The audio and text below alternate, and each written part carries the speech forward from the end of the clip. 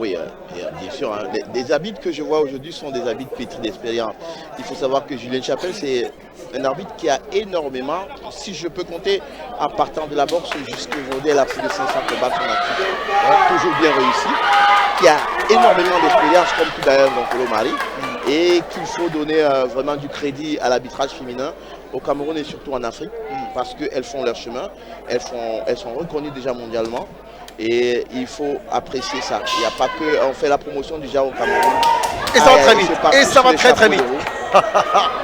Là, je sais que Tchalanga aime ce genre de... Il aime ça. Il est spécialiste. Il aime le énormément striking. ça. Il va falloir à une nommer de faire très attention. De ne pas épuiser les énergies. Parce que là, dans ce genre de coup, quand c'est loupé, c'est l'énergie qui s'en va. Totalement. Tchalanga Romeo qui est très méthodique. Il a toujours à son coin, n'est-ce pas, et il a assez d'énergie, assez de réserve. Là, il va falloir à Big Boy de faire très attention. Parce que face à lui, un spécialiste du striking et surtout dans la lutte au sol. Oui, comme je t'ai tantôt le dit tantôt, hein, moi j'ai vu des camps d'entraînement de Tchalanga et même au niveau du sol qui a énormément évolué, qui sait exactement ce qu'il doit faire quand il a le dos au sol. Regardez qu'il fait un très beau scramble. Il va essayer de se relever.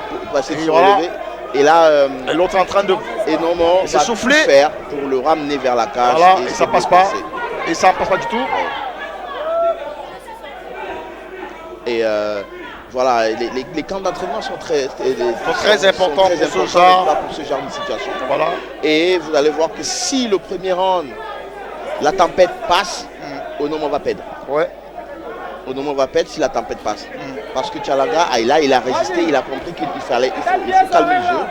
Et là, ce que Onomo propose en termes de diversité technique n'est pas adapté à ce qui est en train de se passer. Voilà, et c'est ça pourquoi j'ai dit qu'il va falloir que Big Boy Innomé fasse très attention parce qu'il allait très vite et quand vous loupez ce genre de prise, vous dépensez l'énergie pendant que Tchalanga Romeo au sol récupère suffisamment et il va certainement prendre appui sur l'octogone pour se relever et ça peut être très dangereux. Il est très technique. Très dangereux pour Big Boy, très technique et il sait ce qu'il a à faire et là il va essayer de le charger. Attention à ça. Et j'ai bien dit. Oui, attention à ça. Qu'est-ce que j'ai dit? Et c'est fini. Attends, c'est terminé. Oh putain. Oh non. J'ai dit, il est méthodique. Il fait ce qu'il faut. Et c'est la fin. Oh non. Oh mon Dieu. Voilà, ça finit. Et Big Boy, il est complètement zoomé, saoulé.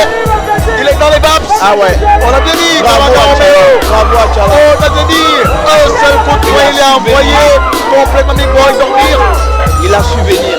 Il a su se relever. Entrer chez les professionnels. Et c'est ça, la tactique, la maîtrise, la gestion du souffle, le cardio et surtout frapper au bon moment. Et il a fait. J'ai expliqué tout à l'heure dans le propos liminaire que Tchala va tout faire pour se rapprocher et quand il sera approché de la cage, il va totalement lâcher le moment pour aller prendre appui sur la cage, se lever. Et dès qu'il va aller se lever, il va faire la différence. La seule chose qu'il a fait qui est très bien, Tchala, c'est de ne pas s'en éloigner énormément et d'attendre le bon moment. Pour frapper. Il savait que le moment a énormément d'ouverture. Oui. Voilà. Il a très bien compris. Il a un très beau point. Il a un très beau point. Connaissez le petit Zanga qui est une superstar déjà au niveau du sambo camerounais. Il a un très beau point. Ce sont des jeunes mecs qui ont décidé et qui ont su le diriger et nous faire comprendre ce qu'il fallait. Et voilà, le MMA, c'est pas seulement de la brutalité, c'est pas seulement de la violence, c'est également de la technique, de la spécificité et surtout de la méthode. Et là, Tchalanga Romeo va donner une véritable leçon de technique à son adversaire. C'est pas la brutalité, c'est pas être brut, mais c'est surtout maîtriser l'art de combat. C'est tout à fait ça, hein, l'art de combat. Le MMA, c'est une discipline hybride, pas d'hybridité, pas de l'intelligence quand c'est hybride. On attend le bon moment, on est méthodique. On sait que la tempête peut venir, on sait comment on va contrer la tempête et le moment venu parce que les forces vont commencer à décupler.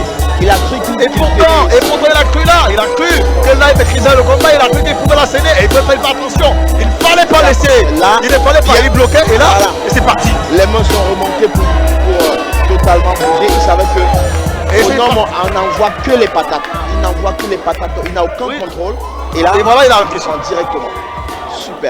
Super. Belle transition, bienvenue chez les professionnels. Ah oui, ça. Et là, il s'est laissé lourd, il s'est laissé complètement leurrer. par le fait d'être au-dessus de ça là. Ah non, il faut toujours garder sa lucidité.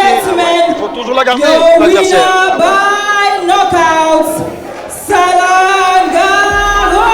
Et c'est ça, le point bleu, et j'aime l'image.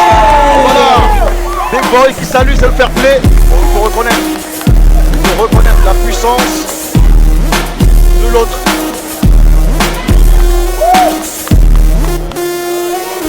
Mesdames et messieurs, je suis avec Reconnaître la Roméo. puissance de l'autre. Parle-moi un petit peu, on t'a vu dominer, il était très agressif.